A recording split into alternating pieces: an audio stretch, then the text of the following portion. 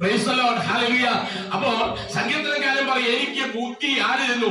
യഹോവയായ ദൈവം ഉപദേശിച്ചു തരുന്നു. ദൈവത്തിന് സ്തോത്രം. അപ്പോൾ ബുദ്ധി ആർക്കെങ്കിലും ഇല്ലെങ്കിൽ ഉപദേശകനായ ഒരുവനുണ്ട്. അവൻ നമുക്ക് ഉപദേശിച്ചു തരുന്ന ഒരുവനുണ്ട്. അവൻ എനിക്ക് വേണ്ടത് ദൈവത്തിന്റെ കൃപയാ, എനിക്ക് വേണ്ടത് ദൈവത്തിന്റെ ശക്തിയാ.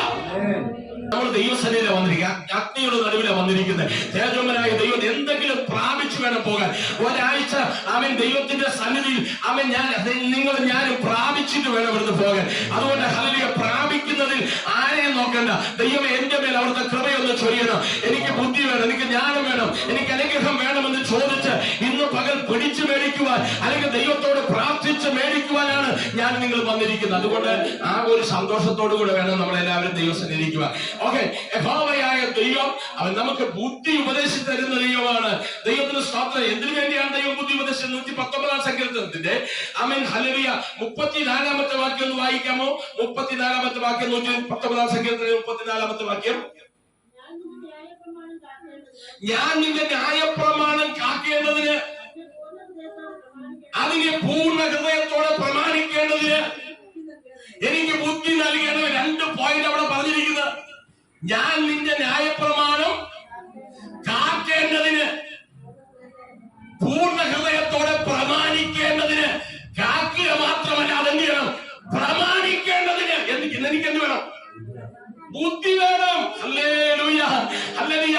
ഇത് കാക്കേണ്ടതിനും ഇത് പ്രമാണിക്കേണ്ടതിനും ആമേൻ ഹല്ലേലൂയ ബുദ്ധി വേണമെന്ന്, അതിനുള്ള നോളേജ് വേണമെന്ന്. ഹല്ലേലൂയ, ദൈവത്തിന് സ്തോത്രം. ആ നോളേജ് പ്രാപിച്ച ദൈവമക്കൾക്കായി ഞാൻ ദൈവത്തെ സ്തുതിക്കുകയാണ്. ഹല്ലേലൂയ. ഇതിനു വേണ്ടി നിൽക്കുവാൻ, ഇതിനു വേണ്ടി നിൽക്കുവാൻ ദൈവത്തിന്റെ പരിശുദ്ധാത്മാവ് നമ്മെ തിരഞ്ഞെടുത്തിരിക്കുക. നമുക്ക് ദൈവം തന്നിരിക്കുന്ന നോളേജ്, ദൈവം നമുക്ക് തന്നിരിക്കുന്ന ബുദ്ധി, ഹല്ലേലൂയ, ഇത് അക്ഷരം പ്രതി അനുസരിക്കാൻ വേണ്ടിയാണ്. ഹല്ലേലൂയ. അതിനെന്താണ്? ലോകവും അതിന്റെ മോഹവും ഒഴിഞ്ഞു പോകും, ദൈവത്തിന് ഇഷ്ടം ചെയ്തവൻ. ഹല്ലേലൂയ. അത് ലോങ് ലൈഫാണ് നമുക്ക് ലഭിക്കുന്നത്, നിത്യജീവിതമാണ്. ഹല്ലേലൂയ. അതിന് അവസാനമില്ലാത്തതൊന്നാണ്. അവസാനമില്ലാത്ത ജീവിതത്തിന്റെ ഉടമ ആരെന്ന് ചോദിച്ചാൽ, ഇത് ചങ്കത്ത് കൈവച്ച് ഇതിങ്ങനെ ചേർത്ത് പിടിച്ചു പറയും, അത് ദൈവമാണ്. ഹല്ലേലൂയ. അത് ഞാനാണ്. കളങ്കം പറ്റാതെ നോക്കിയാൽ മതി, പാപം ചെയ്യാൻ നോക്കിയാൽ മതി. നമുക്കൊരു നിത്യ ജീവിതം നമുക്ക് കർത്താവിനോട് കൂടെ ഉണ്ട്. ഹല്ലേലൂയ. അതിനുവേണ്ടിയല്ലേ ഇതൊക്കെ സഹിക്കുന്നല്ലേ? എന്തെല്ലാം കഷ്ടങ്ങൾ, എന്തെല്ലാം പോരുകൾ സഹിക്കുന്നല്ലേ? അല്ലെ, ഇന്നത്തെ പാട്ടുകാരനെ പാടിയെന്താ? പോരുകൾ സഹിച്ചും വൈരിയെ ജയിച്ചും ആരിതിൽ തിരുനാമം ഘോഷിപ്പാൻ ചേരുവിനതിമോദാൻ. അപ്പൊ പോരുകളൊക്കെ എന്തിനാ സഹിക്കുന്നത്? എന്തെല്ലാം കഷ്ടങ്ങൾ. വിശ്വാസത്തിൽ ഇറങ്ങി തിരിച്ച് അന്ന് മുതൽ എന്താണ് നമുക്ക്? പരിശോധനകളാണ്, പോരാട്ടങ്ങളാണ്, കഷ്ടമാണ്, വേദനയാണ്, നിന്ദയാണ്, ആക്ഷേപമാണ്. കുറച്ചു നേരം കൂടുതൽ പ്രാർത്ഥിച്ചാൽ അന്ന് പ്രശ്നമാണ്. ഹല്ലേലൂയ. വചനമായിട്ട് പോയാൽ അന്ന് പ്രശ്നമാണ്. എന്തെങ്കിലുമൊക്കെ നവീകരണം കർത്താവിന് വേണ്ടി ചെയ്യാൻ നമ്മൾ ആഗ്രഹിച്ച് ഇറങ്ങി പുറപ്പെട്ടാൽ അന്ന് നമുക്ക് വലിയ പ്രതിസന്ധിയാ, അന്ന് നമുക്ക് വലിയ പ്രതികൂലങ്ങളാ.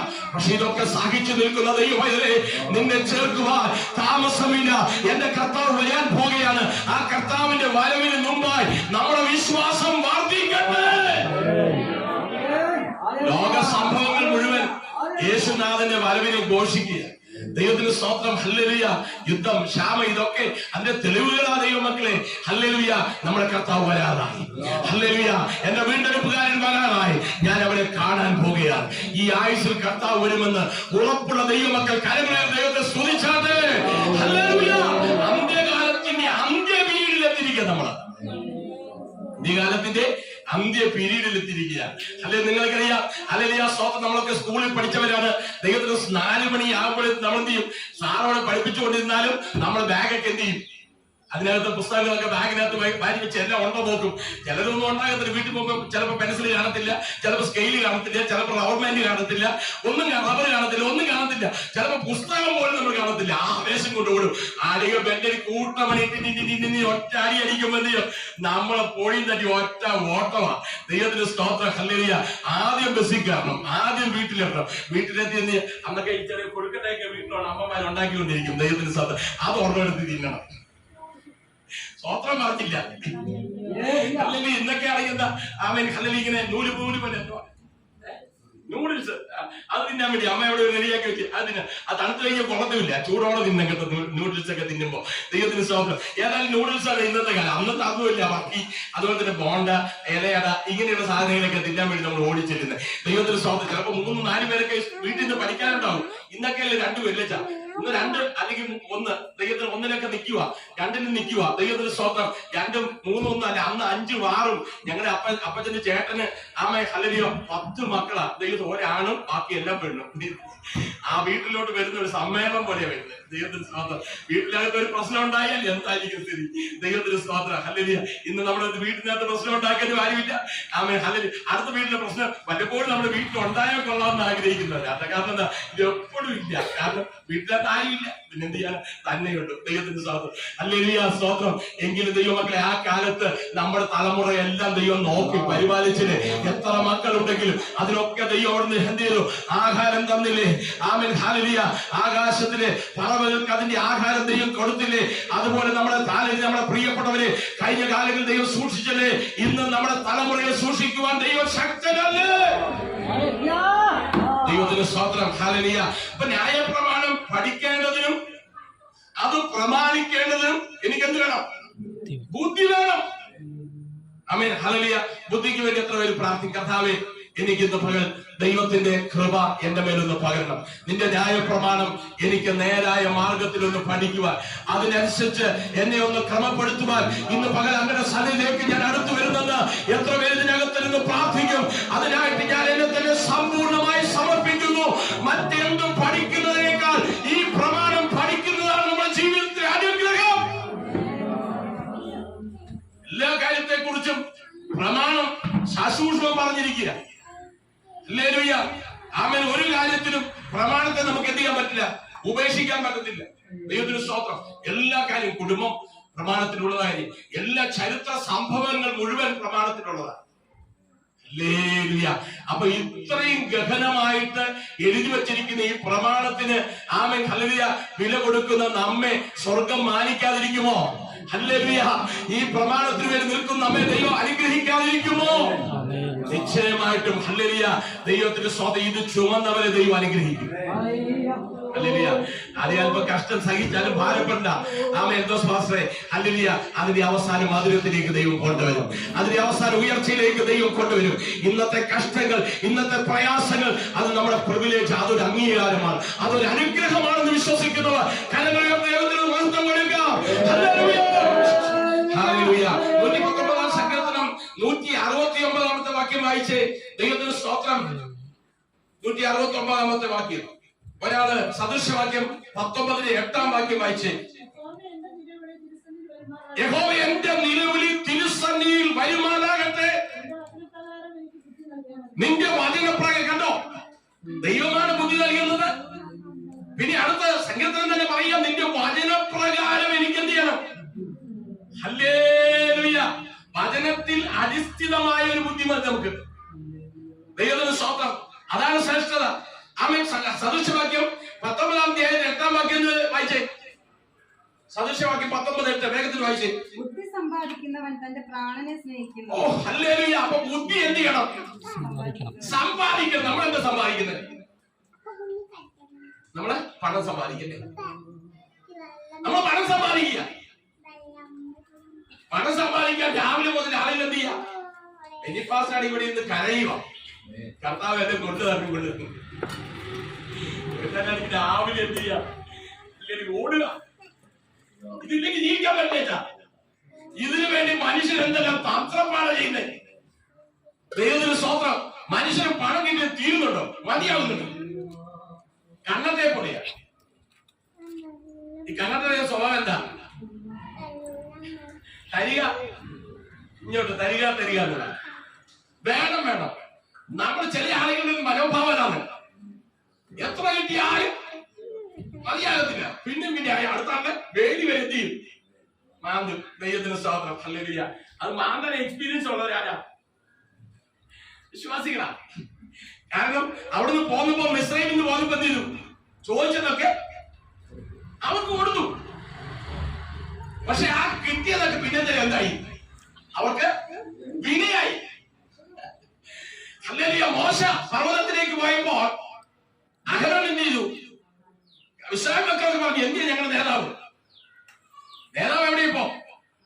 മലയിൽ പർവ്വതത്തിലിരിക്കുക. അഹരോൻ പറഞ്ഞു, നിങ്ങളെ നടത്താൻ ഞാൻ ഒരാളെ ഉണ്ടാക്കിയതാ, അതെല്ലാം കൊണ്ടുവിടാൻ പറഞ്ഞു. പിന്നെ അന്നത്തെ ആളുകൾക്ക് കളത്തരം ഇല്ലാത്തതുകൊണ്ട് പുള്ളിയൊന്നും മേടിച്ചെന്ത് ചെയ്തില്ല, വീട്ടിൽ കൂട്ടി വെച്ചില്ല. നമ്മളാണെങ്കിലോ കൂട്ടി വെക്കും, കുറച്ചൊക്കെ കൂട്ടി വെച്ച് ബാക്കിയൊക്കെ കൊണ്ടു. ദൈവത്തിന്റെ സ്തോത്രം. ഏതായാലും അവരൊക്കെ സാധനമെല്ലാം കൊണ്ടുവന്ന് ഇതിനെ തീയിലിട്ട് ഇതിനെ ഭാഷ വരുത്തി ഇതിനൊരു പ്രത്യേക രൂപമൊക്കെ ഉണ്ടാക്കി ഒരു കാളക്കുട്ടി എന്ത് ചെയ്തു? പുറത്തു കൊണ്ടുവന്നു. എത്ര പരിശ്രമത്തിലല്ലേ! ഭയങ്കര ഐഡിയ ആണ്. ദൈവത്തിന്റെ സ്തോത്രം. ഈ കാളക്കുട്ടി ആരാധനയൊക്കെ എവിടെ നിന്ന് വന്നോ? മിസ്രൈമിന്റെ ആരാധനയാണ്. അല്ലെങ്കിൽ കാളക്കുട്ടിയുടെ ആരാധനയ്ക്ക് മിസ്രൈമിന്റെ ആ മിസ്രൈം വിട്ടിട്ടില്ല അവര്. മിസ്രൈം വിടാതിരുന്നാൽ നമുക്ക് എന്താ അനുഗ്രഹമാണ്? ശാപമാണോ? എന്താ പറയും? ശാപ. മിസ്രൈം എന്ന് നമ്മിൽ നിന്ന് വിടുമോ അന്ന് മാത്രം നമ്മുടെ മേലെ എന്ത് വരുള്ളൂ? മിസ്രൈം എന്ന് പറഞ്ഞ എന്തോ? ഈ ലോകമാണ് ദൈവമക്കളെ. ഹല്ലേലൂയ. ദൈവത്തിന് സ്തോത്രം. ഈ ലോകത്തെ വിടാൻ നിങ്ങൾ തയ്യാറാകണം. ഈ ലോകത്തിലുള്ളതിനെ ചവറന്ന് എണ്ണുവാൻ നമുക്ക് കഴിയണം. ദൈവത്തിന് സ്തോത്രം. അത് ഒന്നുമില്ലെന്ന് എണ്ണുവാൻ നമുക്ക് കഴിയണം. പിന്നെ അതിനേക്കാൾ ഉപരി എന്റെ കർത്താവിന്റെ സ്നേഹത്തെ മാറോട് ചേർത്ത് പിടിക്കുവാൻ കഴിയണം. അത് നിന്നെയായാലും പ്രയാസമായാലും ദുഃഖമായാലും അത് മുഴുവൻ സഹിക്കാനുള്ള ഒരു സന്മനസ് എന്റെ മേൽ പകരണമെന്നുള്ള പ്രാർത്ഥനയായിരിക്കണം. മാതാവേ, പിതാവേ, നമുക്ക് ഓരോരുത്തർക്കും വേണ്ടത്.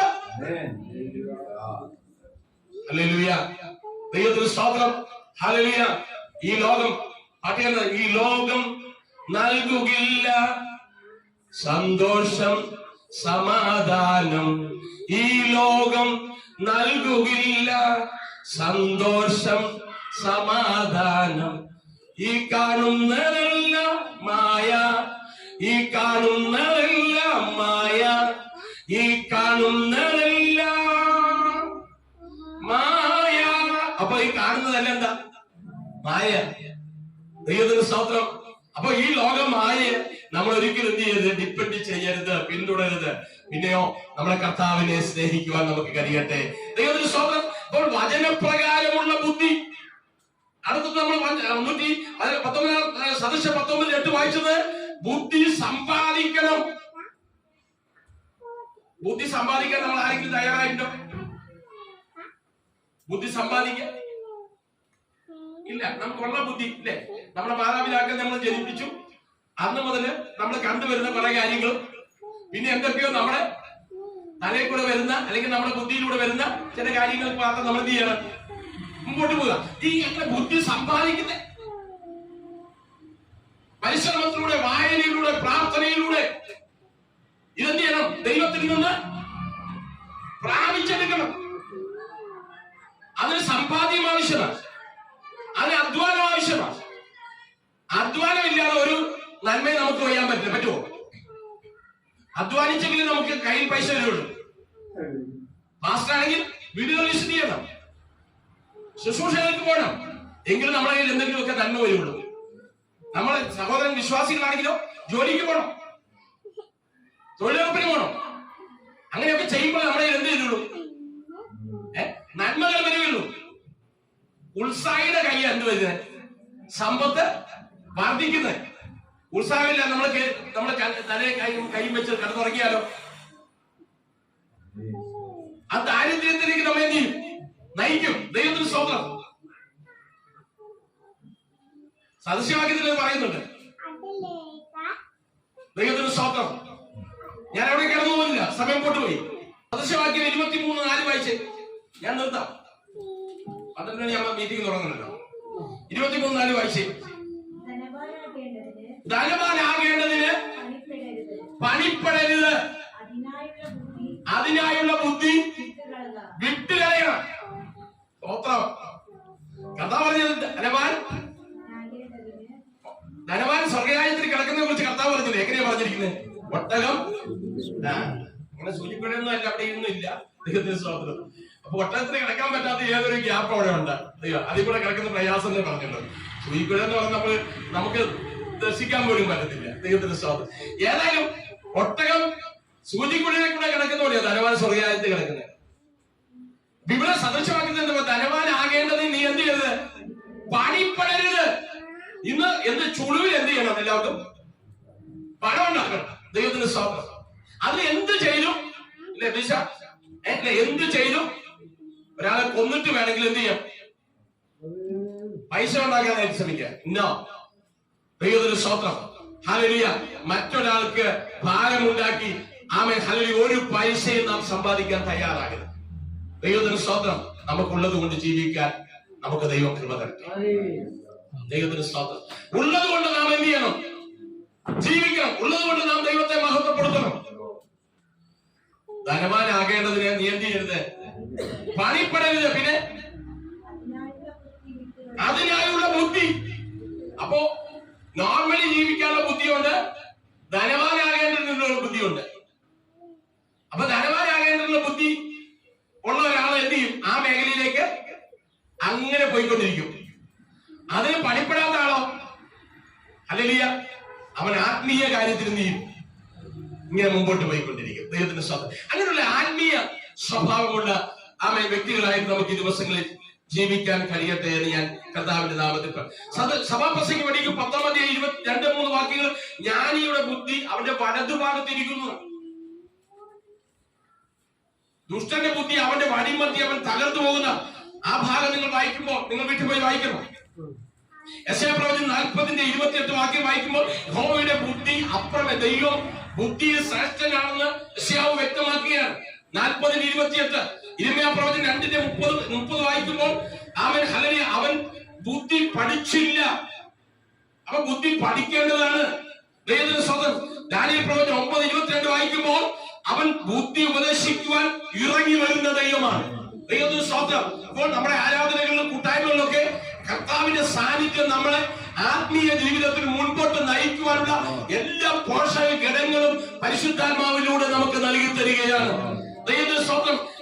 തീത്തോസിന്റെ ലേഖനം 3-ാം അധ്യായം ദൈവത്തിന്റെ സ്വന്തം ഹല്ലേലൂയ 10-ാം വാക്യം വായിക്കുമ്പോൾ അവൻ സഭയിൽ ഭിന്നത ഉണ്ടാക്കുന്നവർ 1-2 വട്ടം പറഞ്ഞിട്ട് എന്ത് ചെയ്യണം, ബുദ്ധി പറഞ്ഞിട്ട് അവനെ എന്ത് ചെയ്യണം, ഒഴിവാക്കണം. ദൈവത്തിന്റെ സ്വന്തം. അപ്പൊ സഭയ്ക്കകത്ത് വരുന്ന ആളുകളിൽ ദൈവത്തിന്റെ സ്വന്തം വലിയ ആത്മീയ പക്വതയിലേക്ക് ഈ വചന പ്രഘോഷണം അല്ലെങ്കിൽ വചനം നമ്മെ എന്ത് ചെയ്യും, നയിക്കുവാനിടയായിത്തീരും. ദൈവത്തിന് സ്തോത്രം. നമുക്ക് എല്ലാവർക്കും ഈ ദിവസങ്ങളിൽ ആത്മീയ പക്വതയിലേക്ക്, ആത്മീയ ജീവനിലേക്ക് മുമ്പോട്ട് വരുവാൻ സർവശക്തനായ ദൈവം നമ്മെ സഹായിക്കട്ടെ.